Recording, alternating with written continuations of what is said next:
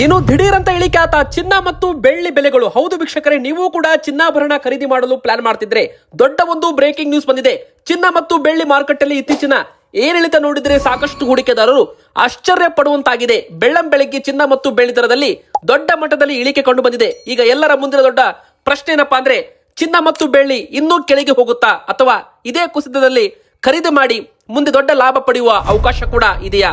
ನಿಮ್ಮ ಮನೆಯಲ್ಲಿ ಈಗಾಗಲೇ ಚಿನ್ನ ಇದ್ರೆ ಆದಾಯ ತೆರಿಗೆ ನಿಯಮಗಳ ಪ್ರಕಾರ ಎಷ್ಟು ಚಿನ್ನ ನೀವು ಮನೇಲಿ ಇಡಬಹುದು ಎನ್ನುವುದರ ಬಗ್ಗೆ ದೊಡ್ಡ ಒಂದು ಪ್ರಶ್ನೆ ಬರಬಹುದು ಅಂತ ಹೇಳಲಾಗ್ತಾ ಇದೆ. ಇಂಥ ಯಾವ್ದಾದ್ರೂ ಒಂದು ಮಿತಿ ಇದೆಯಾ? ಅದರ ಬಗ್ಗೆನೂ ಕೂಡ ಉತ್ತರ ಈ ವಿಡಿಯೋದಲ್ಲಿ ನಿಮಗೆ ಸಿಗಲಿದೆ. ಹೀಗಾಗಿ ಈ ವಿಡಿಯೋನ ಕೊನೆವರೆಗೂ ತಪ್ಪದೆ ಕೊನೆ ತನಕ ನೋಡಿ.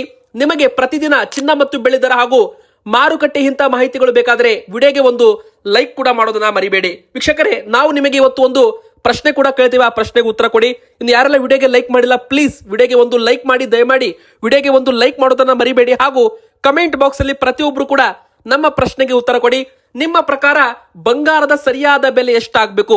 1 ಲಕ್ಷ ರೂಪಾಯ ಅಥವಾ 2 ಲಕ್ಷ ರೂಪಾಯ, 50,000 ರೂಪಾಯ? ನಿಮ್ಮ ಪ್ರಕಾರ ಬಂಗಾರದ ಬೆಲೆ ಎಷ್ಟಾಗಬೇಕು? ನಿಮ್ಮ ಅಭಿಪ್ರಾಯ ಕಮೆಂಟ್ ಬಾಕ್ಸ್ ನಲ್ಲಿ ಖಂಡಿತ ತಿಳಿಸಿ. ಬನ್ನಿ ವೀಕ್ಷಕರೇ, ಯಾವಾಗಲಾದ್ರೂ ಬೆಳ್ಳಿ ದರದಲ್ಲಿ ದೊಡ್ಡ ಪ್ರಮಾಣದಲ್ಲಿ ಕುಸಿತ ಕಂಡು ಬಂದ್ರೆ ಅದರ ಪರಿಣಾಮ ಬಂಗಾರದ ಮಾರ್ಕೆಟ್ ಮೇಲೂ ಕೂಡ ಬಿದ್ದಿದೆ. ನಾವು ನಿಮಗೆ ವಿತ್ ಚಾರ್ಟ್ ಮೂಲಕ ಎಕ್ಸ್ಪ್ಲೇನ್ ಕೂಡ ಮಾಡ್ತೇವೆ.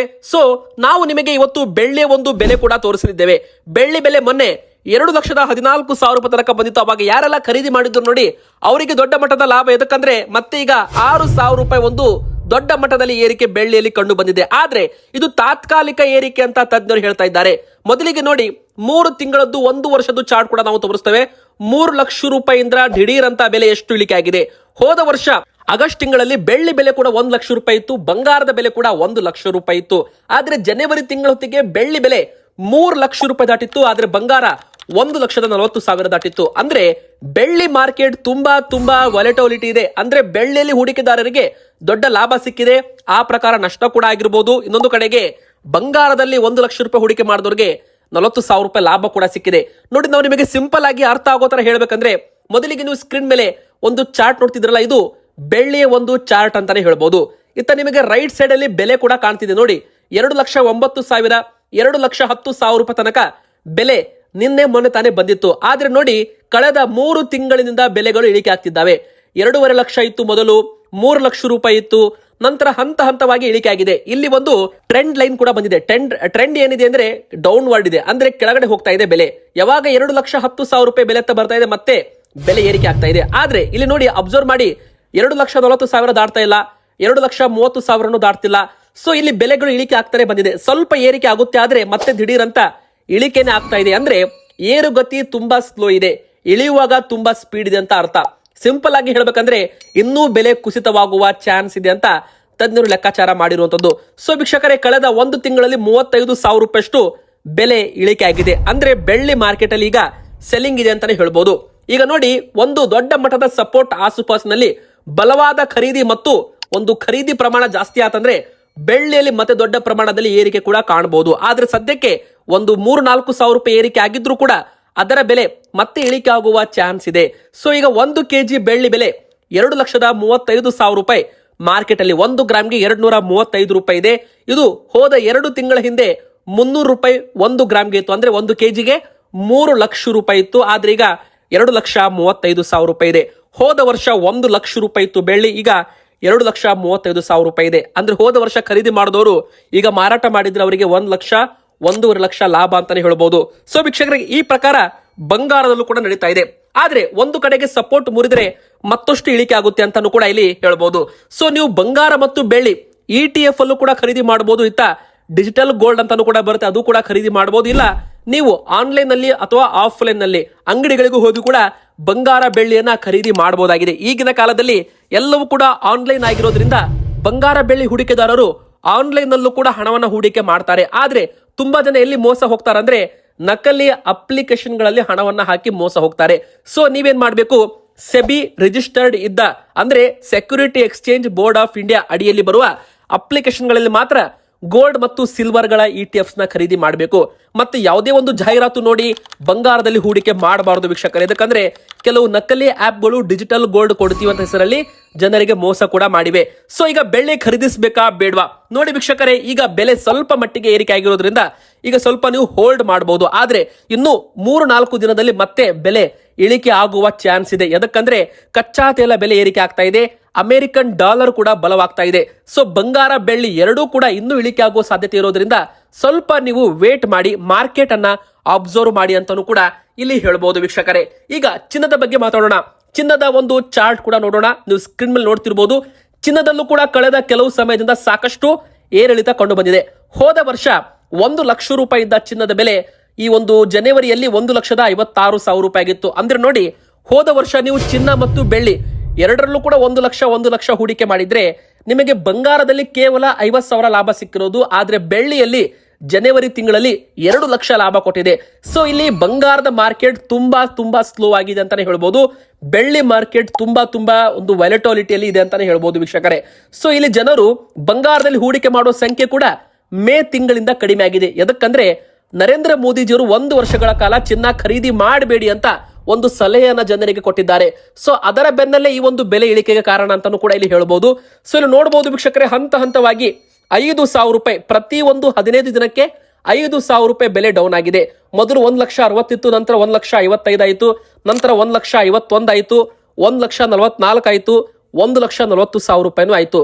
ಈಗ ನೆಕ್ಸ್ಟ್ 1,35,000 ರೂಪಾಯಿ ಚಾರ್ಟ್ ಅಲ್ಲಿ ತೋರಿಸ್ತಾ ಇದೆ. ಆದ್ರೆ ಇದಕ್ಕೋಸ್ಕರ 1,40,000 ರೂಪಾಯಿದು ಸಪೋರ್ಟ್ ಬೆಲೆ ಏನಿದೆ ಅದು ಮುರಿದು ಬೆಲೆ ಕೆಳಗೆ ಬರಬೇಕು. ಯಾವಾಗ 1,40,000 ರೂಪಾಯಿದು ಬೆಲೆ ಮುರಿಯುತ್ತೆ ಅವಾಗ ಬೆಲೆ ಮತ್ತಷ್ಟು ದೊಡ್ಡ ಪ್ರಮಾಣದಲ್ಲಿ ಇಳಿಕೆ ಆಗುತ್ತೆ ಅಂತ ಹೇಳಲಾಗ್ತಾ ಇದೆ. ನೋಡಿ, ಒಂದು ಹಂತದಲ್ಲಿ ಬೆಲೆಗಳು ಬಹಳ ಎತ್ತರಕ್ಕೂ ಕೂಡ ಹೋಗಿದ್ವು. ನಂತರ ಸೆಲ್ಲಿಂಗ್ ಪವರ್ ಜಾಸ್ತಿ ಆಗುತ್ತೆ. ಅಂದ್ರೆ ಹೂಡಿಕೆದಾರರು ಏನ್ ಮಾಡ್ತಾರೆ, 1 ಲಕ್ಷ ರೂಪಾಯಿ ಹೂಡಿಕೆ ಮಾಡಿರ್ತಾರೆ, ಲಾಭ ಬರ್ತಾ ಇದ್ದಂತೆ ಮಾರಾಟ ಮಾಡ್ಬಿಡ್ತಾರೆ. ಯಾವಾಗ ಮಾರಾಟ ಮಾಡೋರ ಸಂಖ್ಯೆ ಜಾಸ್ತಿ ಆಗ್ಬಿಡುತ್ತೆ ಅವಾಗ ಬಂಗಾರ ಬೆಳ್ಳಿ ಎರಡೂ ಕೂಡ ಇಳಿಕೆ ಆಗ್ಬಿಡುತ್ತೆ ಅಂತಾನೆ ಹೇಳ್ಬೋದು. ಸೊ ಚಾರ್ಟ್ ನಲ್ಲಿ ಹಿಂದಿನ ಸಂಪೂರ್ಣ ಲೆವೆಲ್ಗಳು ಈಗ ಸಪೋರ್ಟ್ ಲೆವೆಲ್ಗಳು ಮುರಿದಾಗ ಟ್ರೇಡರ್ಗಳು ಮುಂದಿನ ಸಪೋರ್ಟ್ಗಾಗಿ ಗಮನ ಕೂಡ ಹರಿಸ್ತಾರೆ ವೀಕ್ಷಕರೇ. ಈಗಿರುವ ಸಪೋರ್ಟ್ ಕೂಡ ಮುರಿದ್ರೆ ಇನ್ನಷ್ಟು ಕೆಳಗೆ ಬೀಳುವ ಸಾಧ್ಯತೆ ಕೂಡ ಹೆಚ್ಚಾಗಿದೆ. ಹಾಗಾದ್ರೆ ಈಗ ಬಂಗಾರ ತಗೋಬೇಕಾ ಬೇಡವಾ? ನೋಡಿ ವೀಕ್ಷಕರೇ, ಒಂದು ದಿನದಲ್ಲಿ ಮತ್ತೆ 1,200 ರೂಪಾಯಿ ಬೆಲೆ ಏರಿಕೆ ಆಗಿದೆ. ಸೊ ಈಗ ನೀವೇನಾದ್ರೂ ಖರೀದಿ ಮಾಡಬೇಕು ಅಂತ ಪ್ಲಾನ್ ಮಾಡ್ತಿದ್ರೆ, ನಿಮ್ಮ ಮನೆಯಲ್ಲಿ ಮದುವೆ ಶುಭ ಸಮಾರಂಭ ಇದ್ರೆ 18 ಕ್ಯಾರೆಟ್ ಚಿನ್ನ ನೀವು ತಗೋಬಹುದು. ಯಾಕಂದ್ರೆ ಈಗಲೂ ಕೂಡ ಕೇವಲ ಬೆಲೆ 1,000 ಮಾತ್ರ ಏರಿಕೆ ಆಗಿದೆ. ಕಳೆದ 2 ತಿಂಗಳಿಗೆ ನಾವು ಕಂಪೇರ್ ಮಾಡಿದ್ರೆ ಬರೋಬ್ಬರಿ 8,000 ರೂಪಾಯಿ ಅಷ್ಟು ಇಳಿಕೆಯಲ್ಲಿದೆ ಅಂತಾನೆ ಹೇಳ್ಬೋದು. ಹೋದ ಒಂದು 3 ತಿಂಗಳ ಹಿಂದೆ 1,15,000 ರೂಪಾಯಿ ಇದ್ದ 18 ಕ್ಯಾರೆಟ್ ಚಿನ್ನದ ಬೆಲೆ ಈಗ 1,08,000 ರೂಪಾಯಿ ಇದೆ. ಅಂದ್ರೆ ಬರೋಬ್ಬರಿ 6,000 ರಿಂದ 7,000 ರೂಪಾಯಿ ಬೆಲೆ ಇಳಿಕೆಯಲ್ಲಿದೆ ಅಂತ ಹೇಳ್ಬೋದು. 18 ಕ್ಯಾರೆಟ್ ಅಂದ್ರೆ ಇದು 75% ಬಂಗಾರ ಇದ್ದ ಒಂದು ಆಭರಣ ಅಂತಾನೆ ಹೇಳ್ಬೋದು. ಸೊ 1,08,000 ಇದು ಕೇವಲ ಒಂದು ಬೆಲೆ ಮಾತ್ರ. ಇದ್ರ ಮೇಲೆ ಮೇಕಿಂಗ್ ಚಾರ್ಜ್ ಅಂತ ಆಡ್ ಆಗುತ್ತೆ, ಮತ್ತೆ GST ಅಂತ ಎಕ್ಸ್ಟ್ರಾ ಆಡ್ ಆಗುತ್ತೆ. ಸೊ ಮೇಕಿಂಗ್ ಚಾರ್ಜ್ ಅಲ್ಲಿ ತುಂಬಾ ಜನ ಮೋಸ ಹೋಗ್ಬಿಡ್ತೀರಾ. ಸೊ ಕೆಲವು ಕಡೆಗೆ 5% ಇರುತ್ತೆ, ಕೆಲವು ಕಡೆಗೆ ಅದೇ 15% ಇರುತ್ತೆ. ಸೊ ಮೇಕಿಂಗ್ ಚಾರ್ಜ್ ಮಾತ್ರ ಅಲ್ಲ, ಅದರಲ್ಲೂ ಕೂಡ ನೀವು ಚೌಕಾಸಿ ಮಾಡಬೇಕು. ಜೊತೆಗೆ ಹಾಲ್ ಮಾರ್ಕ್ ಇದ್ದ ಬಂಗಾರ ತಗೊಳ್ಳೋದನ್ನ ನೀವು ರೂಢಿ ಮಾಡ್ಕೋಬೇಕು. ತುಂಬಾ ಜನ ಹಾಲ್ ಮಾರ್ಕ್ ಇಲ್ಲದೆ ಇರೋ ಬಂಗಾರ ತಗೊಂಡು ಮೋಸ ಕೂಡ ಹೋಗ್ತಿದ್ದಾರೆ ವೀಕ್ಷಕರೇ. ಮುಂದೆ ನೀವೇನಾದ್ರೂ ಚಿನ್ನ ಮಾರಾಟ ಮಾಡ್ತೀರಾ ಅಥವಾ ಯಾವುದೇ ರೀತಿಯ ಹಣಕಾಸಿನ ವ್ಯವಹಾರದಲ್ಲಿ ಚಿನ್ನವನ್ನ ಬಳಸ್ತೀರಾ, ಸಾಲಕ್ಕೋಸ್ಕರ ಚಿನ್ನ ತಗೋತೀರಾ ಅಂದ್ರೆ ಖರೀದಿ ದಾಖಲೆ ಕೂಡ ಬೇಕಾಗುತ್ತೆ. ಸೊ ನೀವು GST ಬಿಲ್ ಕೂಡ ತಗೊಳ್ಳಿ. ಹೀಗಾಗಿ ಕೇವಲ ಕಡಿಮೆ ಬೆಲೆ ನೋಡಿ ಖರೀದಿ ಮಾಡೋದಲ್ಲ, ಶುದ್ಧತೆ ಮತ್ತು ಹಾಲ್ ಮಾರ್ಕ್ ಮತ್ತು ಬಿಲ್ ಕೂಡ, ಈ 3 ವಿಷಯಗಳ ಬಗ್ಗೆ ನೀವು ಗಮನ ಕೊಡಬೇಕಾಗುತ್ತೆ ವೀಕ್ಷಕರೇ. ಇನ್ನು ಕೆಲವು ಕಡೆಗೆ 18 ಕ್ಯಾರೆಟ್ ಚಿನ್ನ ಸಿಗೋದಿಲ್ಲ, 22 ಕ್ಯಾರೆಟ್ ಮಾತ್ರ ಮಾರ್ತಾರೆ. 22 ಕ್ಯಾರೆಟ್ 18 ಕ್ಯಾರೆಟ್ಗೆ ಕಂಪೇರ್ ಮಾಡಿದ್ರೆ ತುಂಬಾ ಒಳ್ಳೇದು ಅಂತಾನೆ ಹೇಳ್ಬಹುದು. ಯಾಕಂದ್ರೆ ಇದರಲ್ಲಿ 91.6% ಬಂಗಾರ ಇರುತ್ತೆ. ಮತ್ತೆ ಇದ್ರ ಮೇಲೆ ಹಾಲ್ ಮಾರ್ಕ್ ಇದ್ದ ಬಂಗಾರ ನಿಮಗೆ ರೆಡಿಮೇಡ್ ಅಲ್ಲಿ ಸಿಕ್ಬಿಡುತ್ತೆ, ಅಂದ್ರೆ ರೆಡಿ ಇದ್ದ ಬಂಗಾರ ಸಿಕ್ಬಿಡುತ್ತೆ. ಸೊ ಇದ್ರದ್ದು ಬೆಲೆ 1,32,000 ರೂಪಾಯಿ ತನಕ ಬಂದಿದೆ. ಅಂದ್ರೆ 10 ಗ್ರಾಮ್ 22 ಕ್ಯಾರೆಟ್ ಚಿನ್ನದ ಬೆಲೆ 1,32,000, 1,33,000. ನೋಡಿ, 1,000 ರೂಪಾಯಿ ಹೆಚ್ಚು ಕಮ್ಮಿ ಆಗ್ಬಹುದು ಬೆಲೆ. ಯಾಕಂದ್ರೆ ಬೆಲೆ ಕ್ಷಣಕ್ಕೂ ಚೇಂಜ್ ಆಗ್ತಾ ಇರುತ್ತೆ. ಪ್ರತಿ 2 ಗಂಟೆಗೆ ರೇಟ್ಗಳು ಬದಲಾವಣೆ ಆಗುತ್ತೆ. ಸೊ ನಾವು ವಿಡಿಯೋ ಮಾಡ್ತಿರುವಾಗ ರೇಟ್ ಬೇರೆ ಇರುತ್ತೆ, ನೀವು ವಿಡಿಯೋ ನೋಡುವಾಗ ರೇಟ್ಗಳು ಬೇರೆ ಇರ್ತವೆ. ಸೊ ನೀವು ಕನ್ಫರ್ಮೇಶನ್ಗೋಸ್ಕರ ನೀವು ಟ್ರೇಡಿಂಗ್ ವ್ಯೂ ಚಾರ್ಟ್ ನ ನೋಡಬಹುದು, ಅಥವಾ ಆನ್ಲೈನ್ ನಲ್ಲೂ ಕೂಡ ನೀವು ಬಂಗಾರ ಬೆಳ್ಳಿ ಬೆಲೆನ ಸರ್ಚ್ ಮಾಡಿ ನೋಡಬಹುದಾಗುತ್ತೆ. ಆದ್ರೆ ತುಂಬಾ ಜನ 22 ಕ್ಯಾರೆಟ್ ತಗೋತಾರೆ, ಆದ್ರೆ ಅದಕ್ಕೂ ಕೂಡ ಹಾಲ್ ಮಾರ್ಕ್ ಇರೋದಿಲ್ಲ. ಹಾಗಿದ್ರೆ ಆ ಒಂದು ಬಂಗಾರ ತಗೋಬೇಡಿ. ಹಾಲ್ ಮಾರ್ಕ್ ಇಲ್ಲ ಅಂದ್ರೆ ಬಂಗಾರದಲ್ಲಿ ಹಣವನ್ನ ಹೂಡಿಕೆ ಮಾಡಬೇಡಿ. ನೀವೇನೇ ಹಣ ಕೊಟ್ಟರು ಕೂಡ ಅದಕ್ಕೆ ಗ್ಯಾರಂಟಿ ಅಂತ ಒಂದು ಹಾಲ್ ಮಾರ್ಕ್ ತುಂಬಾ ಇಂಪಾರ್ಟೆಂಟ್ ಆಗಿರುತ್ತೆ ವೀಕ್ಷಕರೇ. ಇನ್ನು ಮನೆಯಲ್ಲಿ ಬಂಗಾರ ಎಷ್ಟು ಇಡಬಹುದು ನೋಡಿ, ಇಷ್ಟೇ ಬಂಗಾರ ಇಡಬೇಕು ಎಂಬುದಕ್ಕೆ ಕಾನೂನಿನಲ್ಲಿ ಬರ್ದಿಲ್ಲ. ಸೊ ಇನ್ಕಮ್ ಟ್ಯಾಕ್ಸ್ ನಿಯಮದ ಪ್ರಕಾರ ಕೆಲವೊಮ್ಮೆ ಚೆಕ್ ಮಾಡುವಾಗ ಈ ಒಂದು ಇನ್ಫಾರ್ಮೇಶನ್ ಕೇಳಬಹುದು. ತುಂಬಾ ಜನ ಕಪ್ಪು ಹಣ ಬಂಗಾರದಲ್ಲಿ ಶೇಖರಣೆ ಮಾಡಿರ್ತಾರೆ. ಸೊ ಅಂತವರಿಗೆ ಇದು ಅಪ್ಲೈ ಆಗುತ್ತೆ ಅಂತಾನೆ ಹೇಳ್ಬಹುದು ವೀಕ್ಷಕರೇ.